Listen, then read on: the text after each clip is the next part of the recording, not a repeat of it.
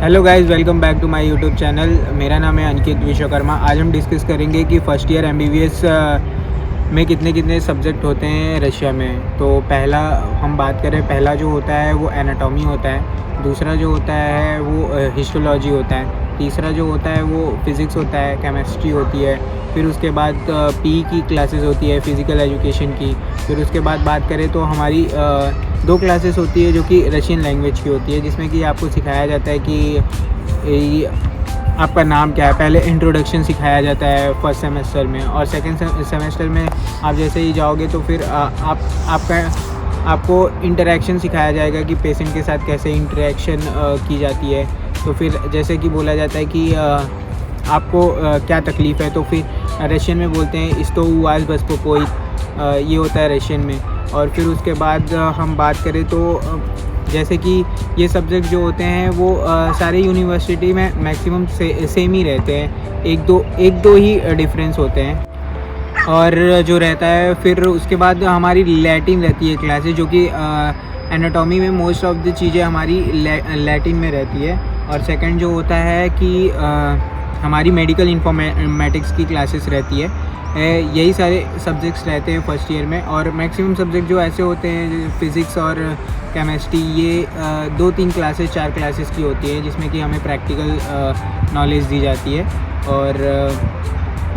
और हम बात करें तो जैसे हम रशियन की बात करें तो रशियन लैंग्वेज जो होती है वो इम्पॉर्टेंट होती है, क्योंकि ये हमारी 2 क्लासेस लगती है। फर्स्ट ईयर से ही हमारी दो क्लासेस लगना स्टार्ट हो जाती है। फिर सेकेंड ईयर में जो होती है हमारी तीन क्लासेस हो जाती हैं रशियन की। तो फिर रशियन लैंग्वेज इसलिए हमें फोकस करना पड़ता है, क्योंकि ये जैसे हम प्रैक्टिस करने जाते हैं हॉस्पिटल में, तो हमें इंटरेक्शन सिखाया जाता है कि पेशेंट के साथ हम कैसे रशियन लैंग्वेज में इंटरेक्शन कर सकते हैं। क्योंकि लोकल पीपल को जो रशिया में रहते हैं उन्हें मैक्सिमम लोगों को रशियन इंग्लिश नहीं आती।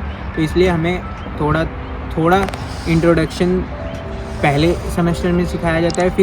फिर सिखाया जाता है कि हमें ऑर्गन को क्या रशियन में बोलते हैं, फिर कैसे और जो लास्ट सब्जेक्ट होता है हमारा नर्सिंग होता है, जिसमें कि हमें फर्स्ट सेमेस्टर में यही सब बताते हैं कि बीपी कैसे मेज़र करना है, पल्स कैसे लेना है, टेम्परेचर कैसे लेना है, मैक्सिमम क्या होता है, मिनिमम पल्स रेट क्या होता है, मैक्सिमम पल्स रेट क्या होता है, how to measure BP and part of the BP operators and यही सारी चीज़ें हमें बताई जाती है। फिर हमें प्रैक्टिकल भी करवाते हैं।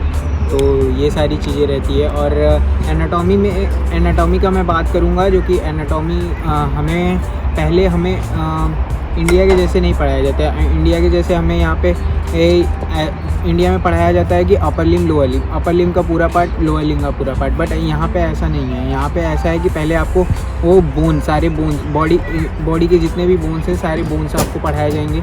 फिर उसके बाद मसल्स पढ़ाया जाएगा। फिर मसल्स के बाद हमें पढ़ाया जाएगा इनर्वेशन क्या है। फिर उसके बाद हमें पीएनएस एंड सीएनएस, फिर ऐसे फ्लो में पढ़ाया जाएगा। फिर आपका जैन में जो होता है वो हमारा फाइनल होता है, जिसमें कि आपको हिस्टोलॉजी और एनाटॉमी का जैन में आपका फाइनल होगा।